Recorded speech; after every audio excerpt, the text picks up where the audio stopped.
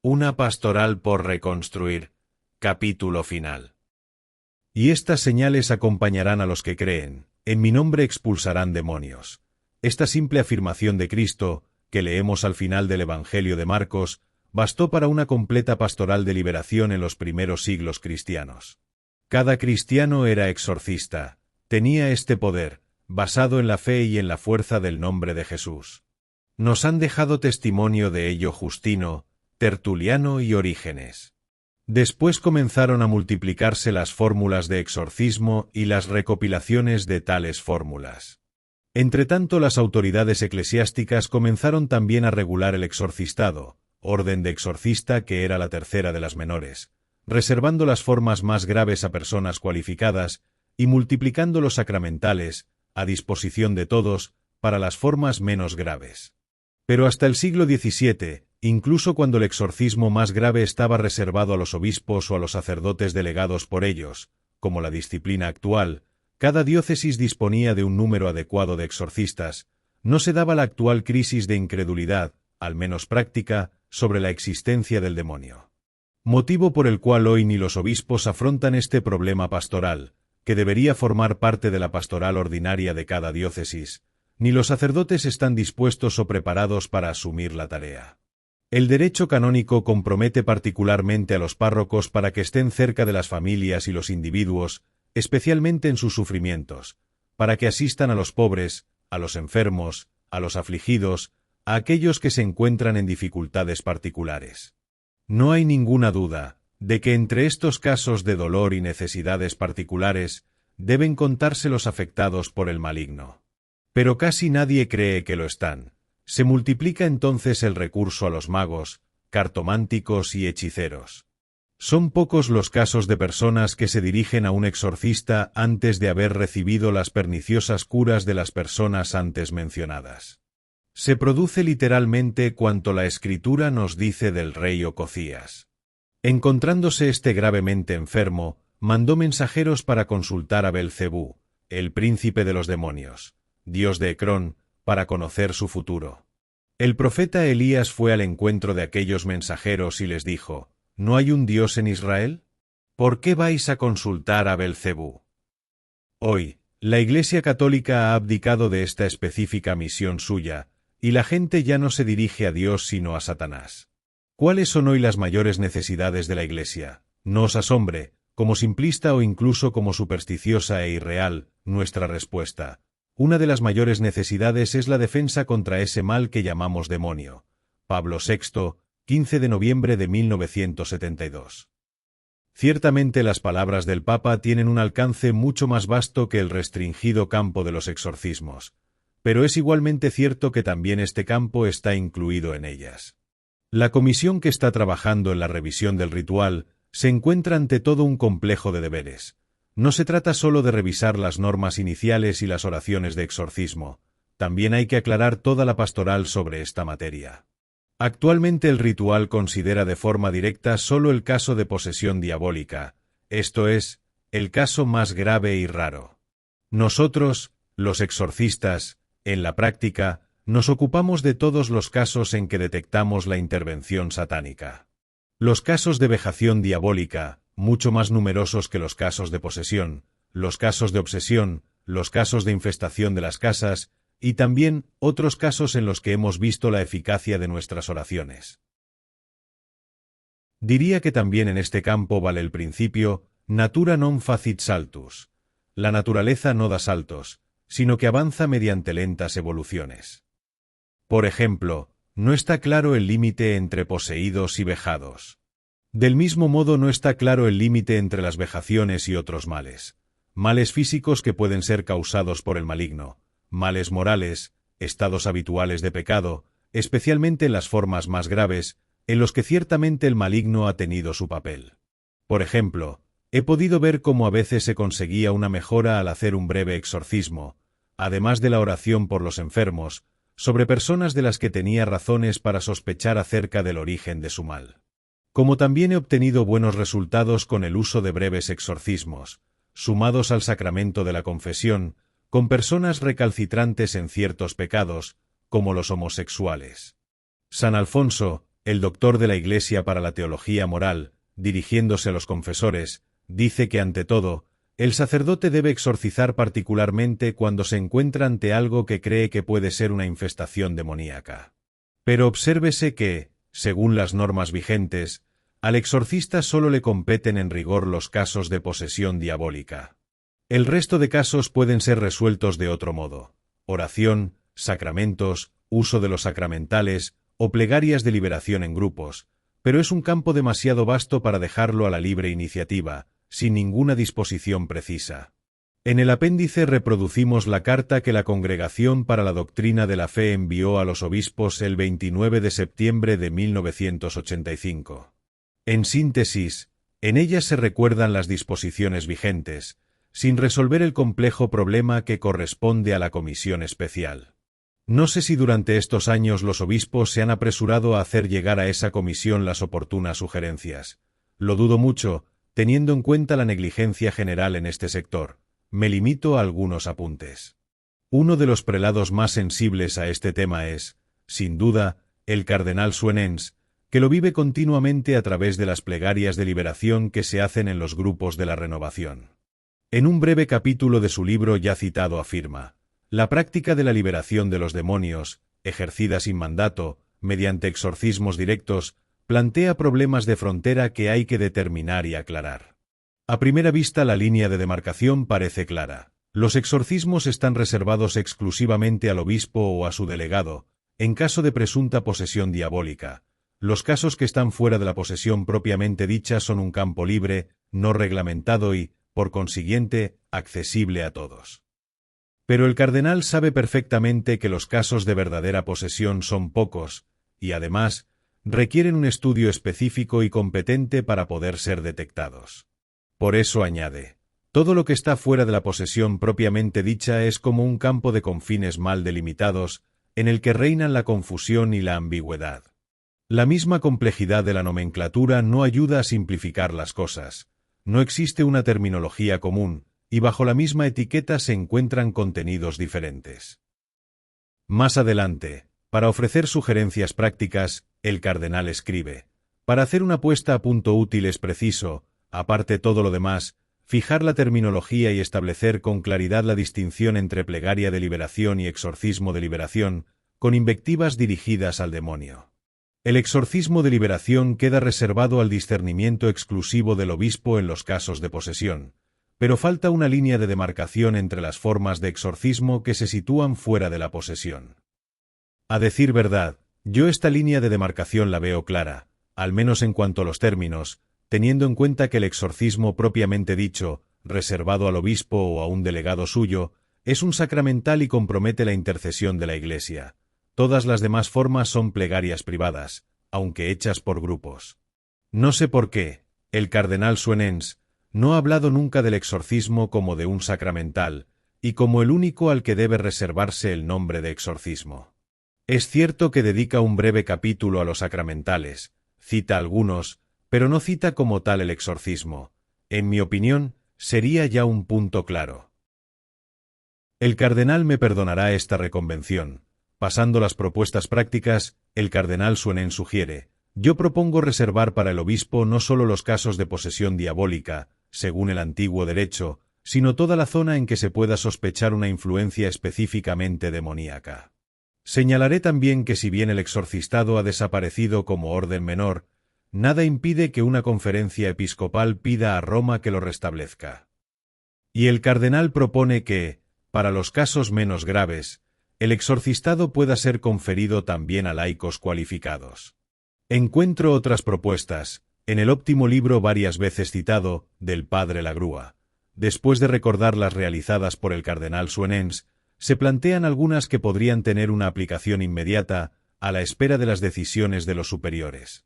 Son propuestas prácticas, factibles, y cuya ejecución podría proporcionar también elementos de decisión a la comisión que está revisando esta parte del ritual.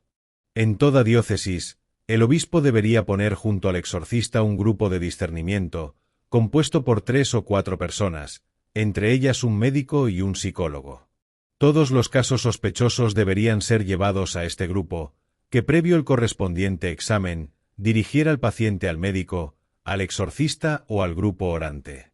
El grupo orante o los grupos orantes, si los casos fuesen muchos, deberían estar constituidos por personas expertas y preparadas, y deberían intervenir en los llamados casos menores, dejando al exorcista el tratamiento de los casos más importantes.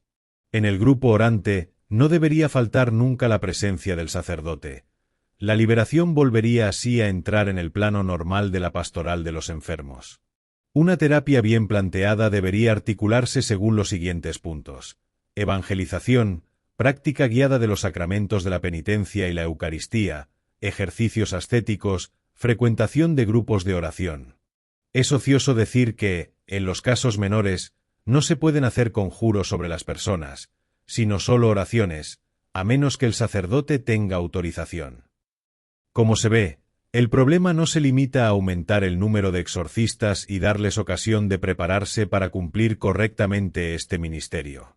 Hay también otras temáticas abiertas que es preciso resolver, de modo que este sector deje de ser un campo cerrado, con la inscripción de trabajos en curso.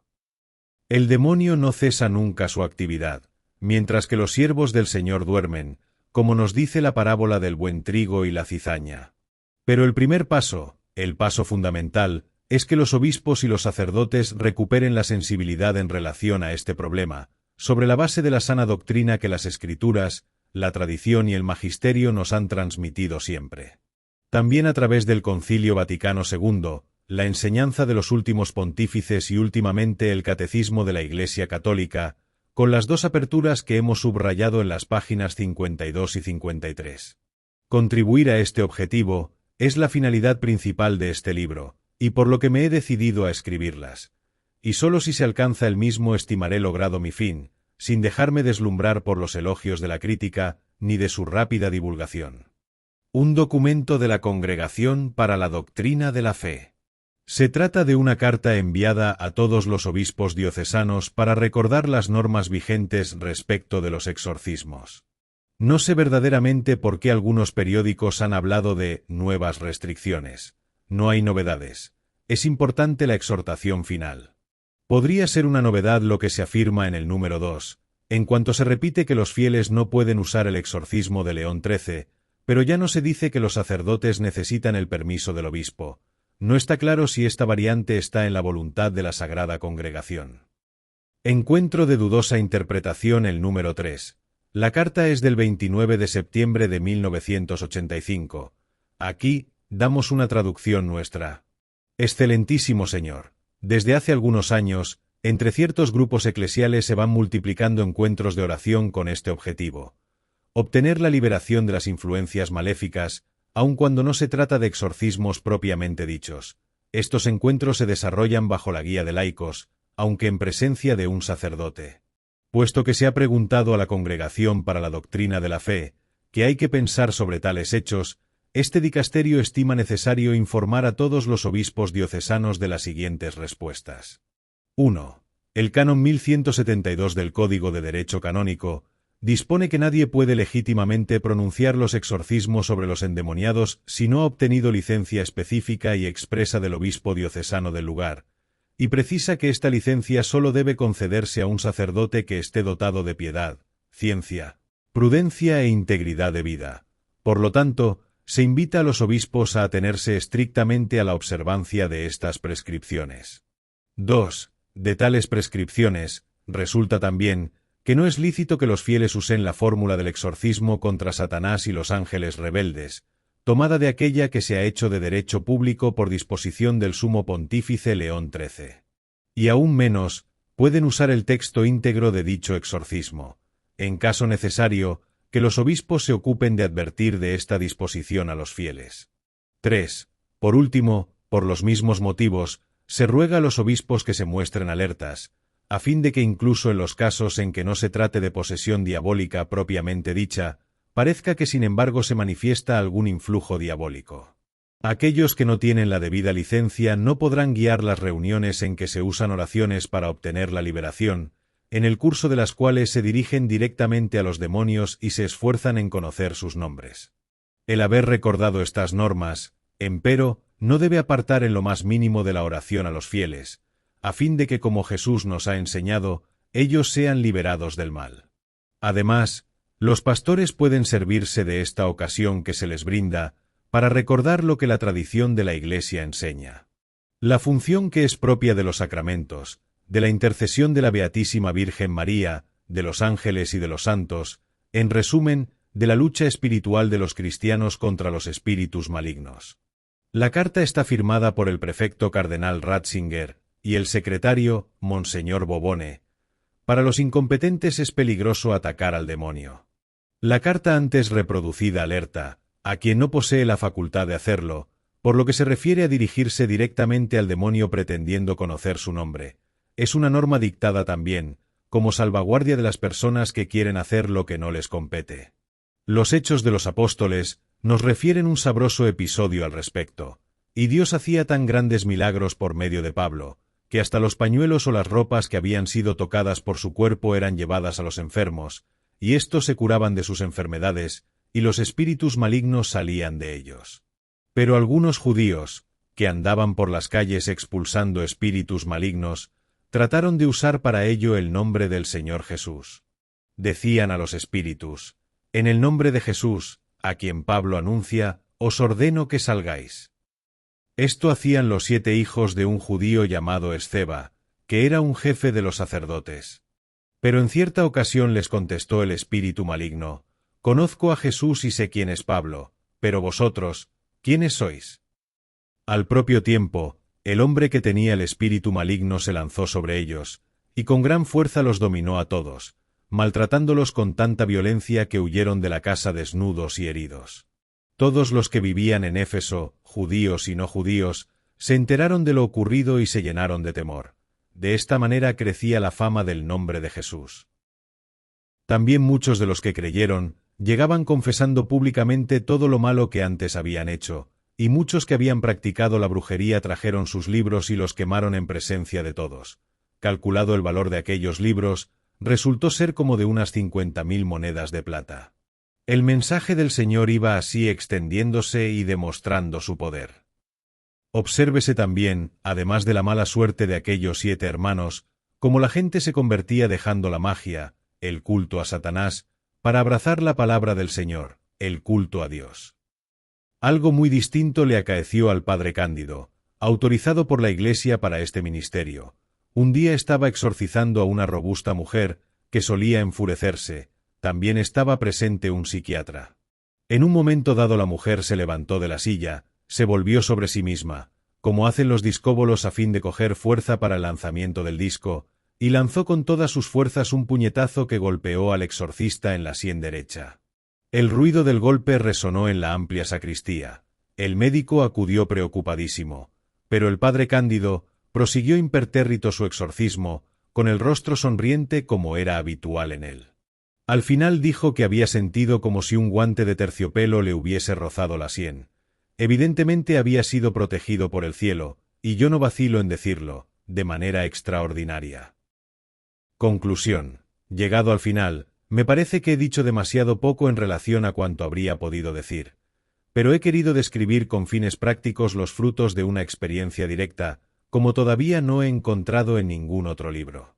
Espero haber prestado un servicio a todos los que se interesan por este tema. Ante todo he tenido presentes a los sacerdotes. Todos ellos deberían tener al menos ese mínimo de conocimientos para entender, ante cada caso concreto, cuando una persona debe dirigirse a un exorcista, porque existen motivos que hacen sospechar una presencia maléfica, y cuando, en cambio, sería inútil ese recurso. Ya lo he dicho, pero me interesa repetirlo. Es muy importante.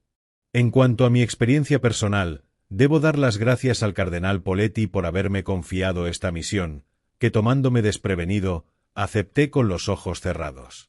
Ahora veo, en esta facultad que me ha sido concedida sin ningún mérito mío, un complemento de mi sacerdocio.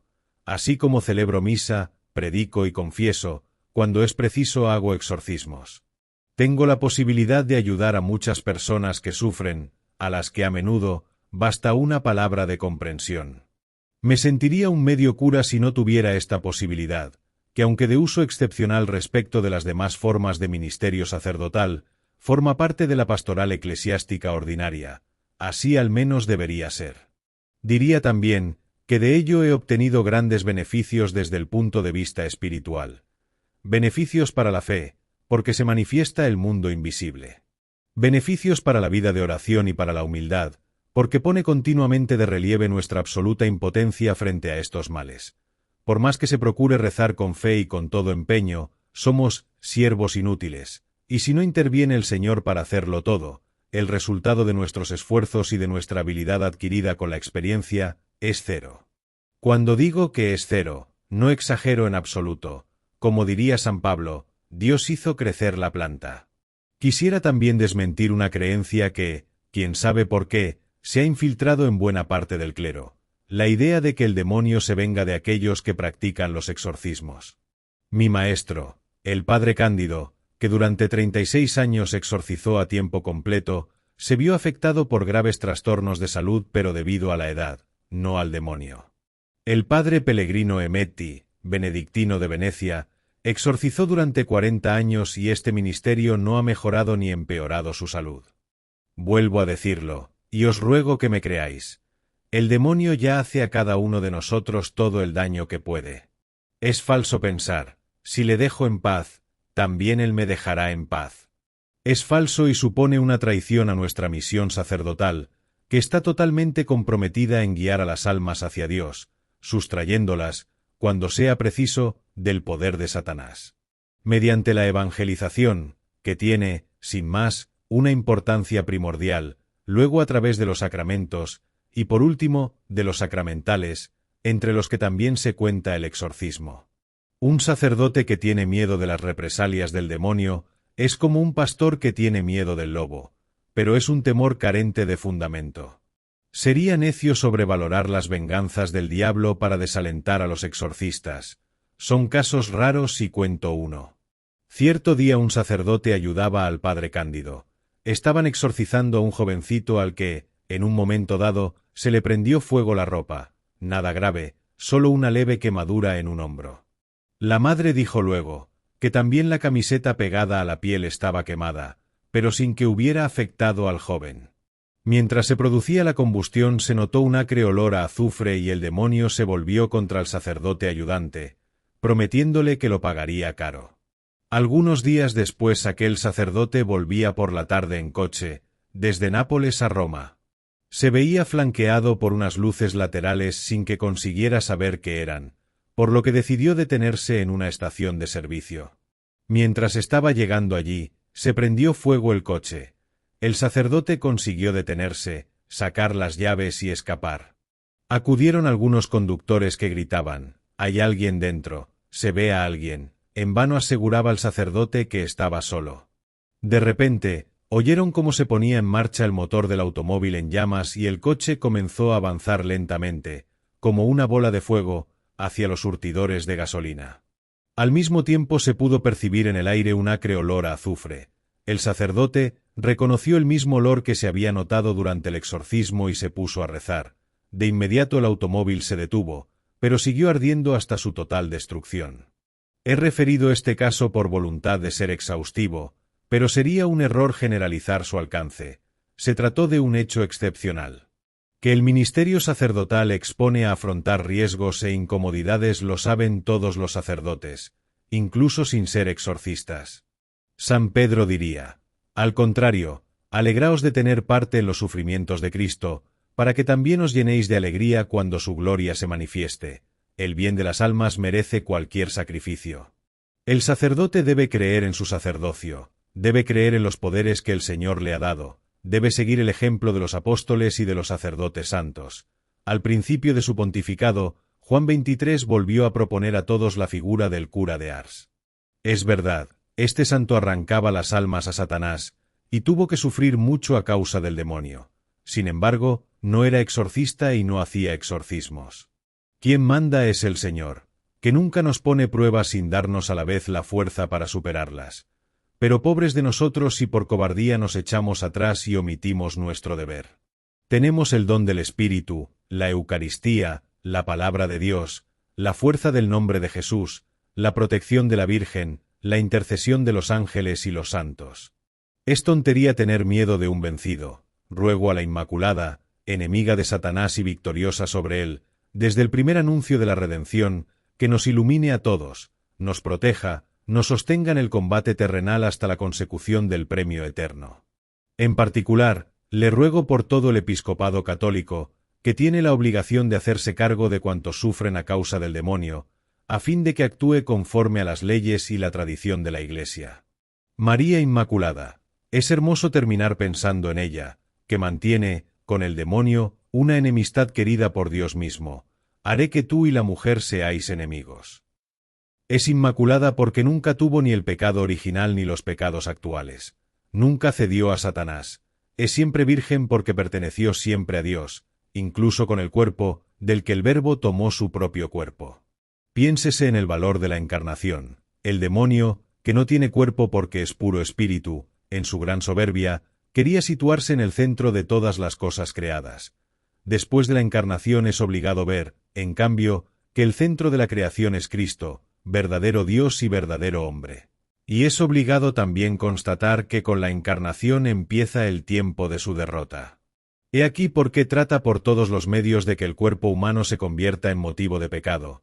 Trata de humillar al cuerpo, de enfangarlo, como rabiosa reacción a la encarnación del Verbo que, con su cuerpo sacrificado por nosotros, nos redimió.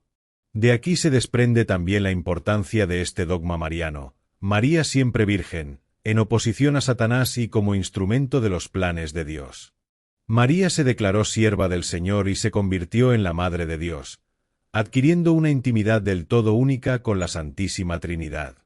Piénsese qué oposición hay en esto respecto de Satanás, que se alejó de Dios y se convirtió en la criatura más distante de él.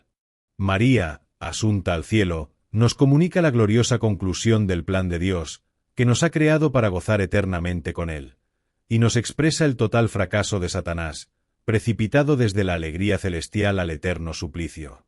María, Madre nuestra, Madre de la Iglesia, mediadora universal de gracias, nos muestra en su continuo dinamismo la obra de la Virgen, que Cristo ha querido asociar a sí mismo en la santificación de las almas. Y nos muestra su neta oposición a toda la obra de Satanás, que está orientada a oponerse al cumplimiento de los planes de Dios sobre los hombres, por lo cual nos persigue, nos tienta de todas las maneras, y no contento con estar en la raíz del mal, del pecado, del dolor y de la muerte, trata de arrastrarnos a la condenación eterna. Con estos pensamientos apenas esbozados a cabo, después de haber escrito 4 libros sobre la Virgen, no quisiera escribir el 5º ahora, cuando es hora de concluir. Manzoni nos advierte, con su buen juicio, que, en cuanto a libros, basta con uno a la vez, cuando no es demasiado. Plegarias de liberación, oraciones contra el maleficio, del ritual griego. Señor, ten piedad, Dios nuestro Señor, oh soberano de los siglos, omnipotente y todopoderoso, tú que lo has hecho todo y que lo transformas todo con tu sola voluntad. Tú que en Babilonia transformaste en rocío la llama del horno 7 veces más ardiente, y que protegiste y salvaste a tus 3 niños santos.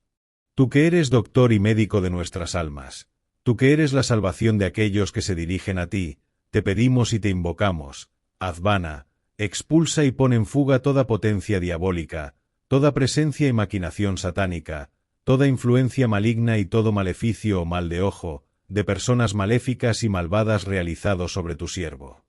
Haz que, en cambio, de la envidia y el maleficio obtenga abundancia de bienes, fuerza, éxito y caridad. Tú, Señor, que amas a los hombres, extiende tus manos poderosas y tus brazos altísimos y potentes. Ven a socorrer y visita esta imagen tuya, mandando sobre ella al ángel de la paz, fuerte y protector del alma y el cuerpo, que mantendrá alejado y expulsará a cualquier fuerza malvada, todo envenenamiento y hechicería de personas corruptoras y envidiosas. De modo que debajo de ti, tu suplicante protegido te cante con gratitud. El Señor es mi Salvador y no tendré temor de lo que pueda hacerme el hombre. No tendré temor del mal porque tú estás conmigo, tú eres mi Dios, mi fuerza, mi poderoso Señor, Señor de la paz, Padre de los siglos futuros. Sí, Señor Dios nuestro, ten compasión de tu imagen y salva a tu siervo de todo daño o amenaza procedente de maleficio, y protégelo poniéndolo por encima de todo mal. por la intercesión de la más que bendita, gloriosa Señora, la Madre de Dios y siempre Virgen María, de los resplandecientes arcángeles y de todos tus santos. Amén. Oración, alma de Cristo. Alma de Cristo, santifícame. Cuerpo de Cristo, sálvame. Sangre de Cristo, embriágame. Agua del costado de Cristo, lávame. Pasión de Cristo, consuélame. Oh buen Jesús, escúchame. Escóndeme entre tus llagas, no permitas que me separe de ti. Defiéndeme del enemigo maligno. En la hora de mi muerte, llámame. Haz que yo venga a ti para alabarte con todos los santos por los siglos de los siglos. Amén. Oración contra todo mal. Espíritu del Señor, Espíritu de Dios, Padre, Hijo y Espíritu Santo, Santísima Trinidad, Virgen Inmaculada, ángeles, arcángeles y santos del paraíso, descended sobre mí. Fúndeme, Señor, modélame, lléname de ti, utilízame. Expulsa de mí todas las fuerzas del mal, aniquílalas, destrúyelas, para que yo pueda estar bien y hacer el bien. Expulsa de mí los maleficios, las brujerías, la magia negra, las misas negras, los hechizos, las ataduras, las maldiciones y el mal de ojo, la infestación diabólica, la posesión diabólica y la obsesión diabólica, todo lo que es mal, pecado, envidia, celos y perfidia, la enfermedad física, psíquica, moral, espiritual y diabólica. Quema todos estos males en el infierno, para que nunca más me toquen a mí ni a ninguna otra criatura en el mundo. Ordeno y mando con la fuerza de Dios omnipotente, en nombre de Jesucristo Salvador, por intercesión de la Virgen Inmaculada, a todos los espíritus inmundos, a todas las presencias que me molestan, que me abandonen inmediatamente, que me abandonen definitivamente y que se vayan al infierno eterno, encadenados por San Miguel Arcángel, por San Gabriel, por San Rafael, por nuestros ángeles custodios, aplastados bajo el talón de la Virgen Santísima Inmaculada. Oración por la curación interior. Señor Jesús, tú has venido a curar los corazones heridos y atribulados, te ruego que cures los traumas que provocan turbaciones en mi corazón. Te ruego, en especial, que cures aquellos que son causa de pecado. Te pido que entres en mi vida, que me cures de los traumas psíquicos que me han afectado en tierna edad, y de aquellas heridas que me los han provocado a lo largo de toda la vida. Señor Jesús, tú conoces mis problemas, los pongo todos en tu corazón de buen pastor. Te ruego, en virtud de aquella gran llaga abierta en tu corazón, que cures las pequeñas heridas que hay en el mío. Cura las heridas de mis recuerdos, a fin de que nada de cuanto me ha acaecido me haga permanecer en el dolor, en la angustia, en la preocupación. Cura, Señor, todas esas heridas que, en mi vida, han sido causa de raíces de pecado. Quiero perdonar a todas las personas que me han ofendido, mira esas heridas interiores que me hacen incapaz de perdonar. Tú, que has venido a curar los corazones afligidos, cura mi corazón. Cura, Señor Jesús, mis heridas íntimas que son causa de enfermedades físicas. Yo te ofrezco mi corazón, acéptalo, Señor, purifícalo y dame los sentimientos de tu corazón divino, ayúdame a ser humilde y benigno. Concédeme, Señor, la curación del dolor que me oprime por la muerte de las personas queridas. Haz que pueda recuperar la paz y la alegría por la certeza de que tú eres la resurrección y la vida. Hazme testigo auténtico de tu resurrección, de tu victoria sobre el pecado y la muerte, de tu presencia de viviente entre nosotros. Amén. Plegaria de liberación. Oh, Señor, tú eres grande, tú eres Dios, tú eres Padre, nosotros te rogamos, por la intercesión y con la ayuda de los arcángeles Miguel, Rafael y Gabriel, que nuestros hermanos y hermanas sean liberados del maligno que los ha esclavizado. Oh santos, venid todos en nuestra ayuda. De la angustia, la tristeza y las obsesiones, nosotros te rogamos, líbranos, oh Señor. Del odio, la fornicación y la envidia, nosotros te rogamos, líbranos, oh Señor.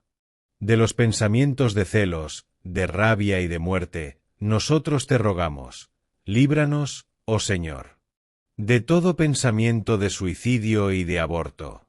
Nosotros te rogamos. Líbranos, oh Señor. De toda forma de sexualidad mala.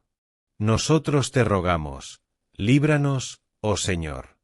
De la división de la familia, de toda amistad mala, nosotros te rogamos. Líbranos, oh Señor. De toda forma de maleficio, de hechizo, de brujería y de cualquier mal oculto, nosotros te rogamos. Líbranos, oh Señor. Oh, Señor, que dijiste, la paz os dejo, mi paz os doy. Por la intercesión de la Virgen María, concédenos ser librados de toda maldición y gozar siempre de tu paz. Por Cristo nuestro Señor. Amén.